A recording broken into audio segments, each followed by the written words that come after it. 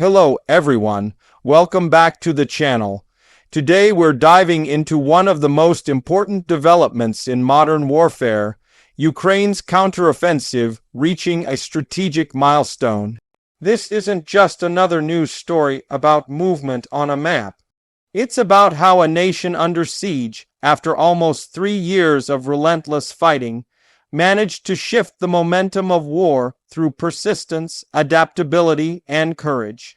When the full-scale invasion began in February 2022, many predicted that Ukraine would fall within days. Russian forces advanced rapidly, pushing deep into Ukrainian territory from multiple directions, north, east, and south. But instead of collapsing, Ukraine held the line. The world watched in disbelief as Ukrainian forces repelled one of the largest armies on earth from the outskirts of Kiev, forcing a retreat and changing the narrative of the war entirely. That moment in 2022 was about survival. Ukraine fought defensively, buying time, regrouping, and learning. Then came the counterstrikes in Kharkiv and Kherson, operations that proved Ukraine could not only resist, but also regain territory. These earlier campaigns became the testing ground for what would come later, the grand counteroffensive that aimed to break the Russian defensive lines in the south and reach a new strategic phase. By mid-2023, Ukraine had rebuilt and reorganized its forces with Western training, equipment, and intelligence. The mission was clear: push south through the Zaporizhzhia region, breach the heavily fortified Russian lines, and open the road toward Tokmak and ultimately Melitopol, the vital link to Crimea. This was not an easy task. The Russians had spent months constructing layers of defense known as the Surovikin Line, a vast system of trenches, bunkers, anti-tank ditches, and minefields stretching for hundreds of kilometers. When Ukraine launched its counteroffensive in early June 2023, expectations were sky high. The public wanted dramatic advances. However, the reality on the ground was far harsher. Ukrainian units met dense minefields and devastating artillery fire. Progress came slowly, measured not in kilometers but in meters. The early days of the operation were grueling, with heavy losses and little visible success. But beneath the surface, a deeper strategy was at play. Instead of rushing into the strongest parts of Russia's defense, Ukrainian forces adapted. They shifted tactics. Small infantry assaults replaced armored columns, night operations increased, and drone surveillance became constant. Ukraine's military began to wear down Russian forces, slowly destroying their supply lines, command posts, and artillery positions. The focus of the counteroffensive gradually centered around a small village called Robotyne, located on the road to Tokmak. It was a name that few people had heard before the war, but it would soon become a symbol of determination. Ukrainian soldiers fought for every meter of ground there, enduring airstrikes and artillery barrages, advancing under fire day after day. By late August 2023, Ukraine had achieved something remarkable: the liberation of Robotyne. It wasn't a massive city, but symbolically it was a breakthrough. Ukrainian forces had breached the first major line of Russian defenses and were now pushing toward the second. For the first time in months, the phrase strategic milestone began to appear in military briefings and analyses. The capture of Robotyne meant more than just a tactical gain. It represented the first real crack in Russia's fortified southern wall. Behind that line lay the path toward Tokmak, one of Russia's main logistical hubs in occupied territory. Tokmak was vital. It connected the front lines with supply routes to Melitopol and Crimea. If Ukraine could advance further south, it could cut the land bridge that Russia used to supply its troops and maintain control over the peninsula. The Ukrainian advance also carried psychological weight. For months, Western allies had worried that the counteroffensive might stall. Some critics doubted whether Ukraine could break through at all. Robotyne changed that narrative. Suddenly, the world saw tangible progress, a sign that the months of preparation, the billions in aid, and the sacrifices on the battlefield were paying off. Ukraine's breakthrough also revealed the evolving nature of modern warfare. The war had become a clash between 20th century fortifications and 21st century technology. Drones, precision artillery, satellite intelligence, and electronic warfare all played decisive roles. Ukrainian units often used small reconnaissance drones to spot enemy artillery and coordinate strikes with pinpoint accuracy. Still, the human cost was immense. The soldiers clearing minefields often did so by hand under constant threat of shelling. The fields around Robotyne and Verbov became scarred landscapes filled with craters, burned out vehicles, and the debris of battle. Every meter gained was paid for in blood, but each small advance mattered, because together they built momentum. As Ukraine pressed southward, reports began to confirm that the second line of Russian defense was being engaged. That was a turning point. Analysts started describing the situation as an operational breach, a phase where the attacker can begin exploiting weaknesses in the enemy's structure. The milestone didn't mean victory, but it did signal that Ukraine had successfully forced Russia into a reactive posture. Behind the front line, logistics became just as important as combat. Supplying troops, moving ammunition, evacuating the wounded. These were daily struggles. The Ukrainian army had to operate with efficiency, adapting constantly as the battlefield shifted. Western equipment like Leopard tanks and Bradley fighting vehicles supported the advance, but maintenance and spare parts remained ongoing challenges. Internationally, this progress resonated deeply.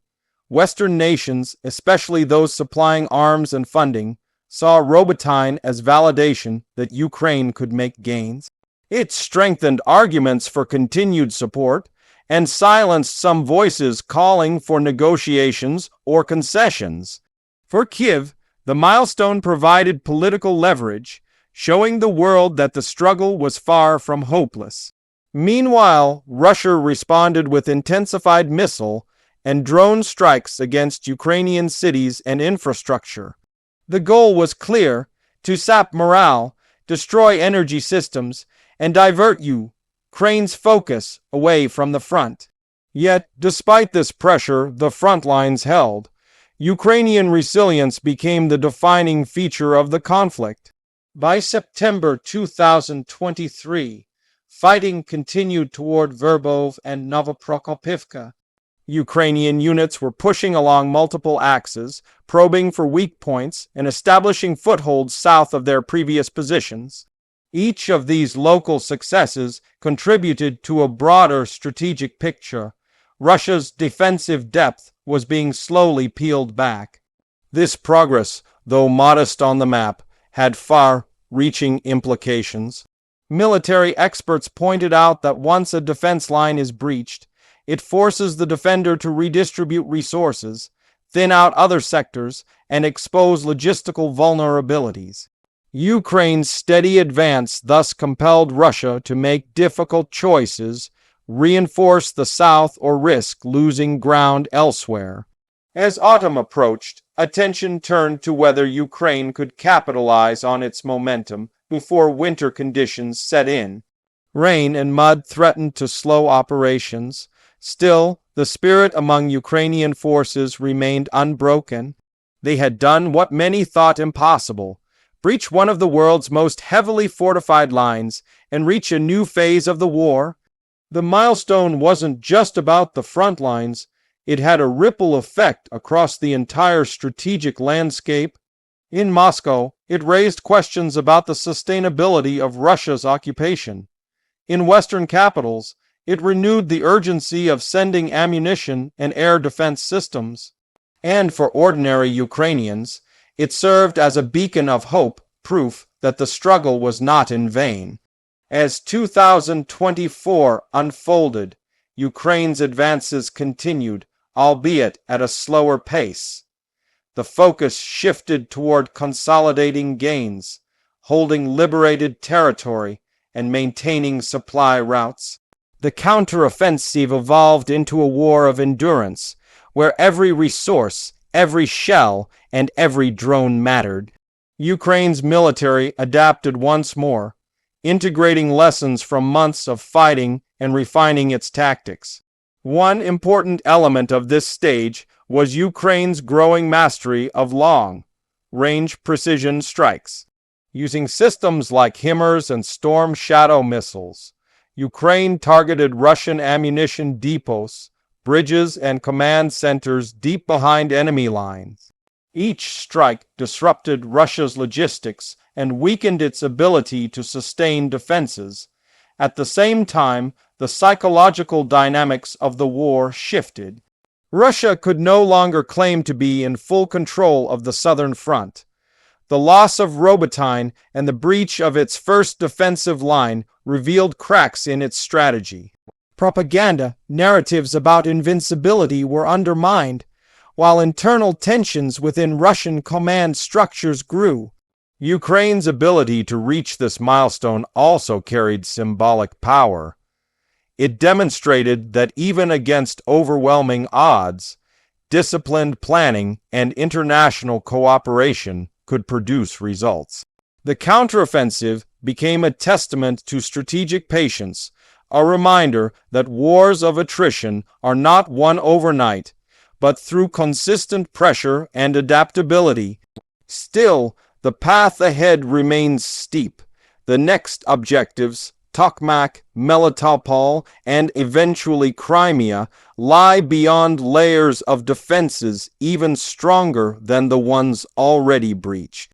Each advance requires enormous effort, coordination, and sacrifice. Yet, the milestone achieved in the summer of 2023 proved that progress, though slow, is possible. Behind the headlines, life in Ukraine continues amid hardship. Cities far from the front live under constant threat of missile attacks. Families adapt to blackouts, and soldiers rotate through the trenches with little rest, but national unity remains unshaken. The milestone at Robotyne symbolizes that endurance, a small village now etched into the country's story of resistance. Globally, the implications are profound. The counteroffensive showed that a smaller nation, when armed with determination and backed by allies, can challenge a larger aggressor. It also served as a test for international solidarity. NATO and EU members saw firsthand how their support could influence the course of war. For many, Ukraine's progress justified continued military and financial aid. For military analysts, this phase of the war offered valuable lessons. It highlighted the importance of combined arms tactics, the integration of drones into battlefield strategy, and the necessity of air superiority. It also underscored the reality that in modern warfare, breaking entrenched defenses takes time, technology, and persistence. Despite the optimism surrounding the milestone, Ukrainian leaders remained cautious. They emphasized that success in one region didn't guarantee overall victory. Russia still occupied vast territories, maintained large reserves, and continued to mobilize new troops. The war's outcome would depend not only on battlefield performance, but also on long-term resilience, industrial capacity, and international commitment. Yet, morale matters in war. Every breakthrough, however small, fuels belief. For Ukrainian soldiers on the front lines, the liberation of Robotyne was more than a strategic victory. It was a psychological triumph. It validated their sacrifices, reaffirmed their purpose, and strengthened their resolve to keep pushing forward. For Russia, the milestone forced uncomfortable questions. How sustainable is the current strategy? Can they maintain extended defensive lines while facing mounting attrition? How long can their economy support such a costly war? These questions became increasingly pressing as Ukraine's operations continued to pressure multiple sectors of the front. In a broader sense, this milestone represented the transformation of the war itself. What began as a desperate defense in 2022 had evolved into a sophisticated, large-scale counteroffensive, if powered by international cooperation and national determination.